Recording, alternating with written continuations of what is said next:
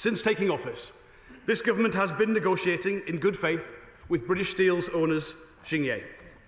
We have worked tirelessly to find a way forward, making a generous offer of support to British Steel that included sensible, common-sense conditions to protect the workforce, to protect taxpayers' money, and create a commercially viable company for the future.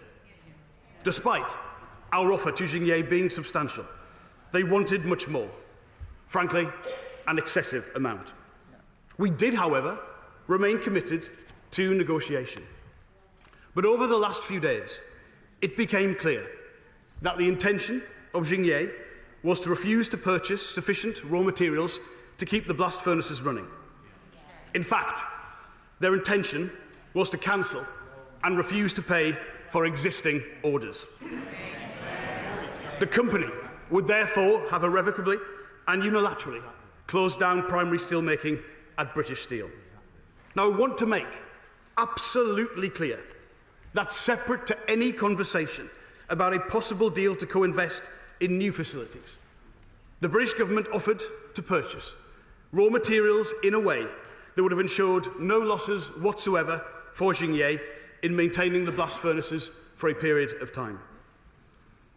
A counter-offer was instead made by Jingye for us to transfer hundreds of millions of pounds to them without any conditions to stop that money and potentially other assets being immediately transferred to China.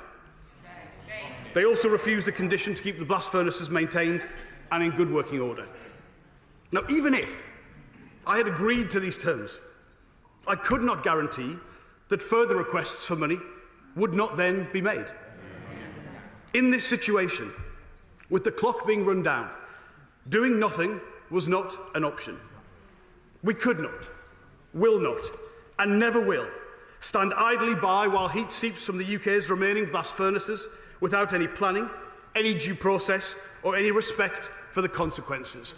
And that is why I needed colleagues here today. And I'll give way to the member for Brigham, or I think the honourable member. Thank you.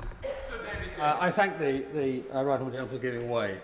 It begins to sound, from what he has described, as though Jingye are trying to manoeuvre the government actually into a recompensed nationalisation. Will he make plain that in the event they try and manoeuvre us into a nationalisation, we'll pay not more than a penny for it? Well, I thank the honourable member for his question. To be clear, we would always, in a situation where the state transfers a change of ownership to it, pay the fair market value for those assets. Now, in this case, the market value is effectively zero, so I take his point entirely. I would say the intention of Jingye has not been to engineer that situation. Their intention has been to keep the downstream mills, which colleagues will know are fundamental to our construction steel industry, and supply them from China rather than from Scunthorpe.